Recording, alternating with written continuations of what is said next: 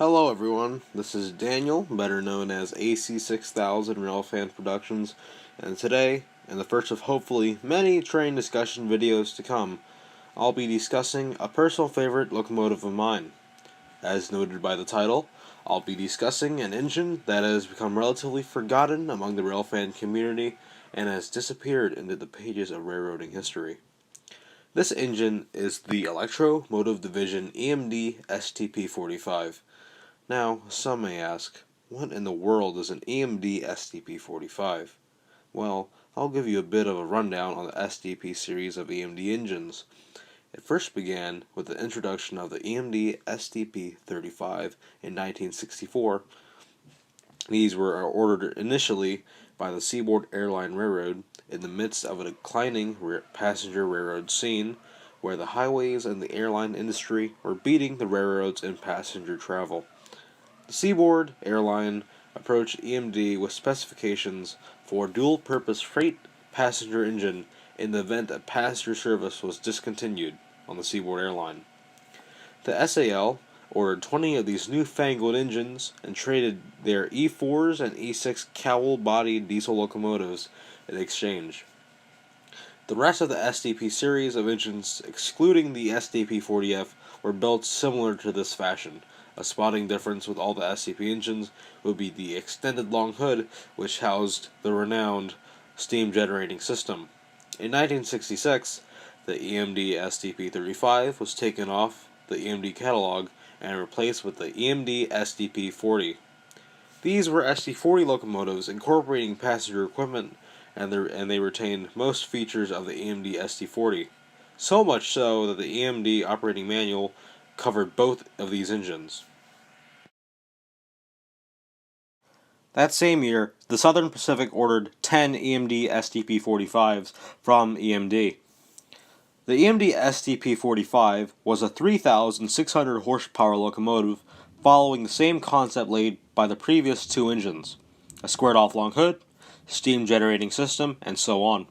The first of these EMD SDP45s were used to replace the aging F units on the City of San Francisco Express train between Oakland and Ogden, California. They carried 2,500 gallons of fuel along with 3,000 gallons of water for use on the steam generator. The specific steam generator was used on the EMD SDP45 was the Vapor Model OK4740, with the water for it being stored in an underframe tank. They feature the Pyle National Gyrolights and Nathan P3 or M5 horns. An audio example will now be shown.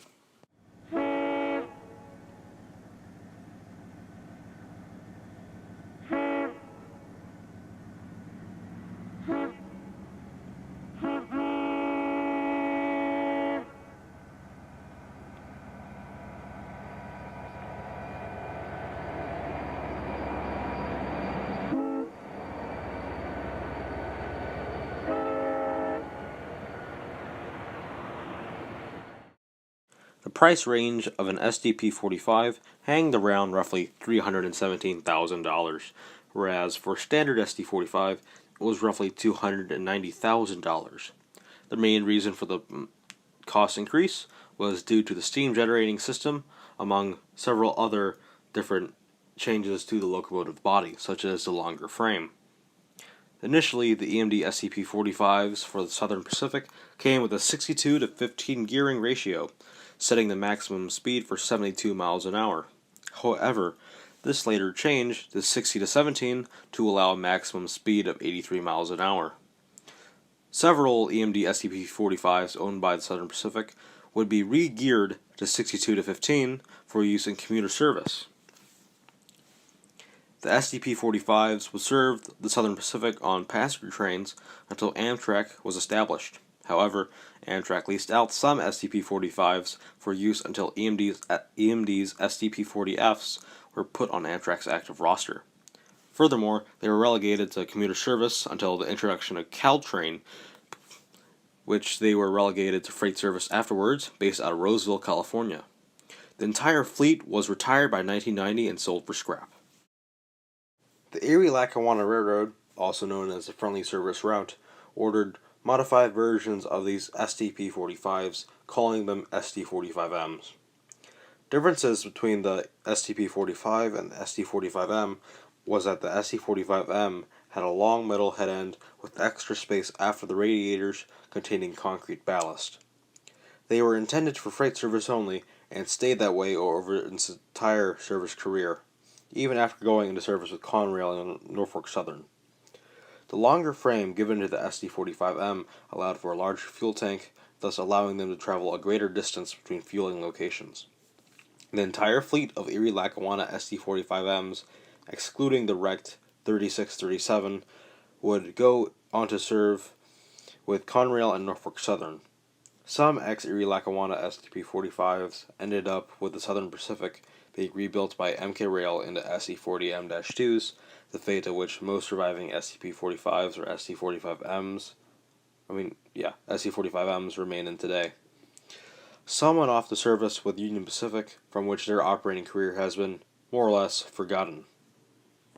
The Great Northern Railroad, leaning in on the idea of these SCP-45s, purchased 8 SCP-45s for use on the Empire Builder to replace aging F7 locomotives currently used on the Empire Builder. The SCP-45s owned by the Great Northern served a very short passenger career, seeing remote service under Amtrak. The Great Northern Railroad merged with 3 other railroads to form the Midwest rail monopoly known as the Burlington Northern, and under BN management, the SCP-45s, along with 6 SCP-40s owned by the Great Northern, were turned into freight locomotives. They did not live long enough under the Burlington Northern banner to see service with BNSF, and all were scrapped under Burlington Northern by the late 80s. The EMD SDP45 has been a page in railroading history that has been swept under the rug as advancements in railroading and changes in railroading management itself led to their downfall. However, this doesn't mean the EMD SCP-45 failed entirely.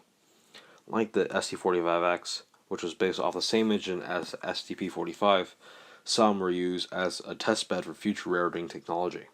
One STP-45, Burlington Northern number 6599, was used as a testbed for an articulated 4-axle truck made by EMD in an attempt to increase traction.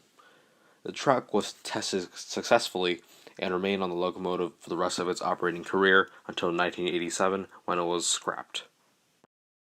Even though dispositions for the SCP-45s may vary, one survives under ownership of a museum. This engine is Conrail 6670, former Erie-Lackawanna 3639. It is owned by the Virginia Museum of Transportation. However, sadly, the locomotive has been sitting away, rusting, with many parts torn away, along with the Virginia Museum of Transportation's other forgotten equipment. It is uncertain if the locomotive will ever be cosmetically or operationally restored. However, with the right money and time allocated, there is a chance it might be restored in the near future. This concludes our first locomotive history episode from Let's Talk Trains. I hope y'all enjoyed this video, and if you did, hit that like button and tell us how the video was in our comment section below. All of us from Let's Talk Trains love to read your comments. This is Daniel Chu from AC6000 Railfan Productions, and I'm wishing you a very good day. Highball.